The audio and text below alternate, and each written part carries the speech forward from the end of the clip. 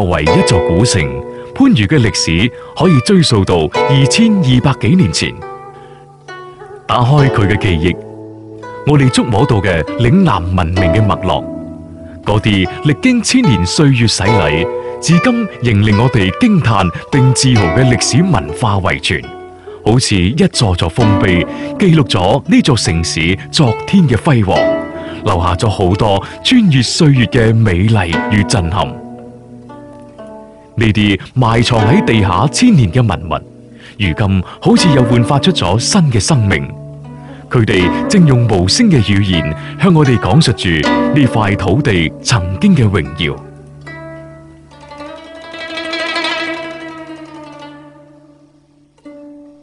呢一扇扇厚重嘅木門後面，到底隱藏咗幾多家族嘅繁盛興衰、悲歡離合？當你駐足喺呢一根根雕梁畫棟之下，你會油然生起一股前世今生嘅恍惚感。先人用呢種永恆嘅方式，同我哋進行咗一次跨越時空嘅傾談。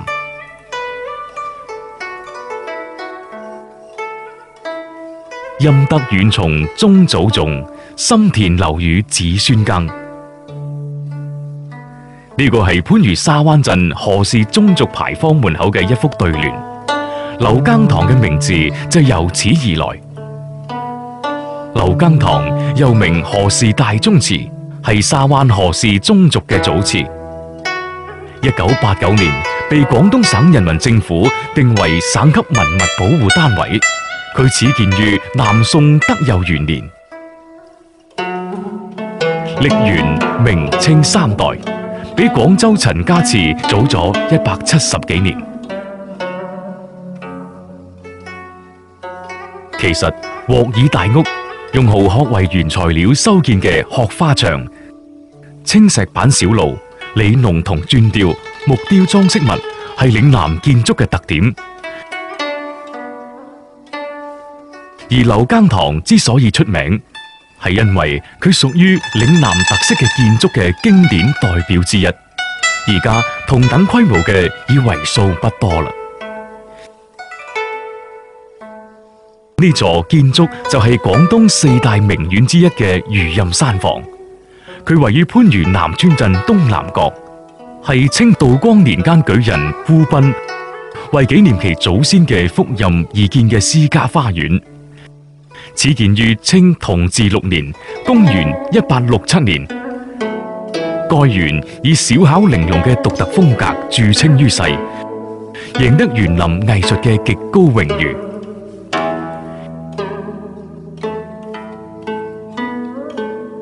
餘蔭山房佈局精巧，佢以藏而不露同縮龍成寸嘅手法，將畫館樓台、軒榭山石亭橋盡立於3畝之地，佈成咫尺山林，造成園中有園、景中有景、幽深廣闊嘅絕妙街景。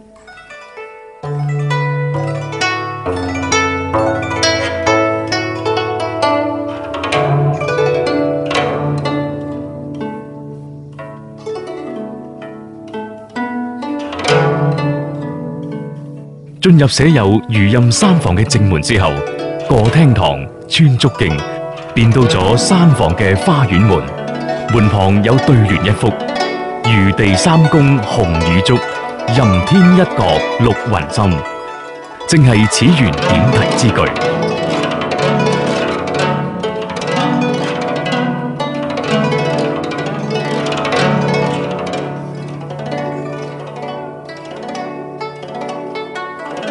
心柳堂係園中主題建築，係裝飾藝術與文物精華所在。堂前兩壁滿洲窗，古色古香，透過窗玻璃，窗外景色可變換4季，構思實為奇妙。廳上2幅花鳥通花花罩，栩栩如生；側上32幅桃木線格畫樯。碧沙廚嘅幾扇紫檀屏風，皆為著名嘅木雕珍品。堂前庭院蒼勁嘅炮仗花古藤，花兒怒放時，宛若一片紅雨，十分絢麗。夏日憑欄，風送荷香，令人欲醉。你而家睇到嘅呢一片極具嶺南水鄉特色嘅園林，就係位於番禺沙灣紫泥村嘅寶墨園。佢始建於清末，佔地5畝，位於50年代。1995年重建，歷時12載，曠視100幾畝，集清官文化、嶺南古建築、嶺南園林藝術、珠三角水鄉特色於一體，建築、園林、山水、石橋等佈局合理、和諧自然，構成一幅幅美麗壯觀嘅景色。正門嘅白石仿石牌坊，雄偉巍峨，巧奪天工。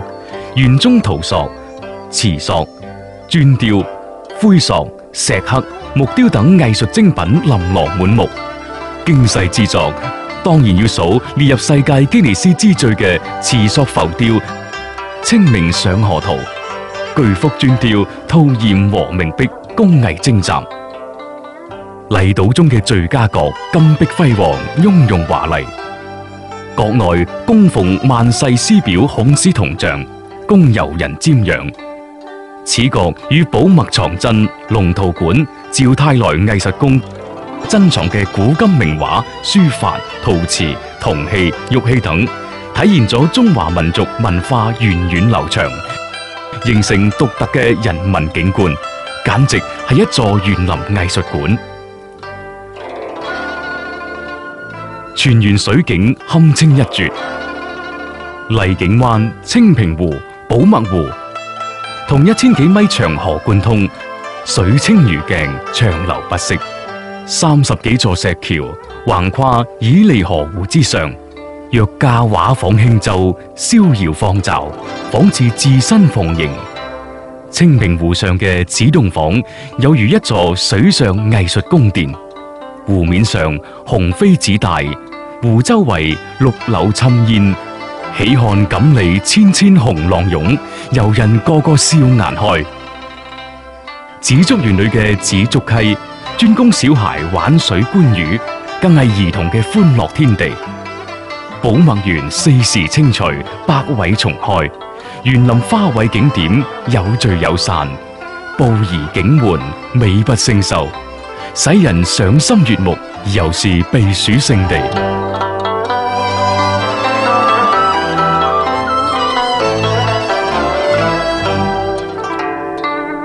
一方水土養一方人，靈溪嘅山水孕育咗番禺獨具魅力嘅民風民俗同璀璨嘅民間藝術。粗獷豪放嘅沙坑醒獅，美若天仙嘅沙灣飄色，形神兼備嘅沙涌鰲魚舞，仲有活靈活現嘅乞巧玩偶等等，無不以佢哋繽紛多姿嘅風采，演繹住人民番禺嘅韻致。